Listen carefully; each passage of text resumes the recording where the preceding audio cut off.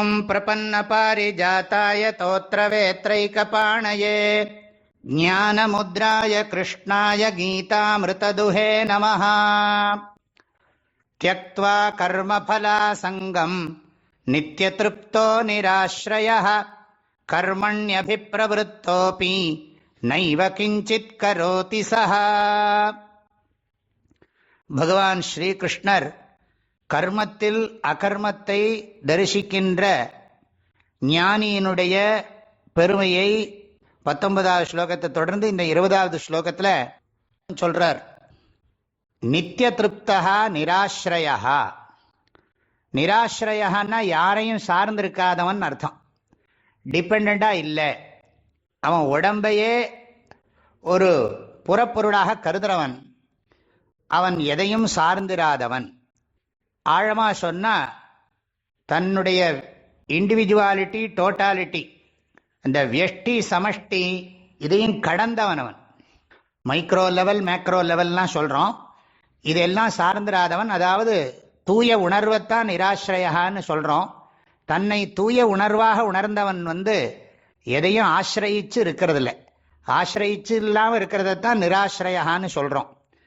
அது மாத்திரமில்லை, எதையும் ஆசிரயிச்சு இல்லாமல் ஒருத்தன் திருப்தியா இருக்க முடியுமான்னா அவனுக்கு அந்த ஞான பலம் இருக்கிறதுனால எப்பவும் திருப்தியா இருக்கான்.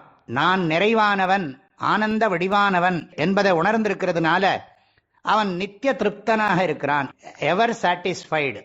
தன்னை ஆனந்தமாக நிறைவாக உணர்ந்ததினால் அவன் என்ன பண்றான்னா கர்மண் அபிப்பிரவருத்தோபி, அவன் காரியத்தை பண்ணினாலும், இப்போ சன்னியாசியா இருந்தால் உடம்பை காப்பாற்றிக்கிறதுக்கு மாத்திரம் செயலை செய்வார். இல்லை சந்நியாசம் பண்ணலை, காரியங்களை எல்லாம் செய்யறான் அப்படின்னு சொன்னா வர்ண தர்மங்கள் ஆசிரம தர்மங்கள் எல்லாம் கடைப்பிடிச்சா கூட கர்மணி அபிப்பிரவருத்தோப்பி அப்படின்னா அர்த்தம். கர்மணின்னா கர்மத்தில், பிரவருத்தா அப்படின்னா ஈடுபட்டாலும், அபிப்பிரவருத்தகன்னா நன்கு ஈடுபட்டாலும் கூட கர்மபல ஆசங்கம் தியக்த்வா, கர்மத்திலையும் சரி கர்ம பலன்லையும் சரி கொஞ்சம் கூட அதுல பற்று கிடையாது. செயலிலோ செயலின் விளைவிலோ கொஞ்சம் கூட தன்னை இணைச்சிக்கிறது இல்லை.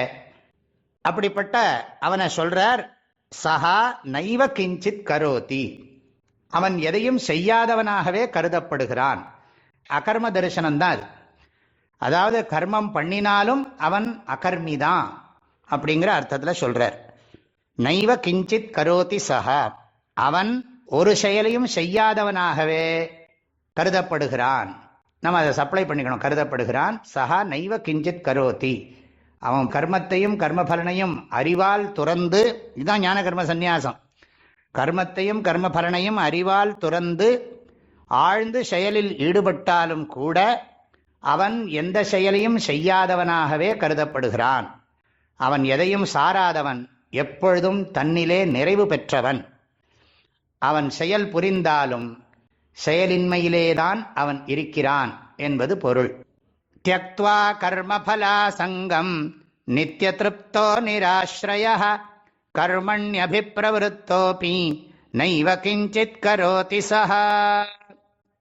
எல்லோருக்கும் பரிபூர்ணமான மனமார்ந்த ஆசீர்வாதங்கள், வாழ்த்துக்கள். ஹரி ஓம்.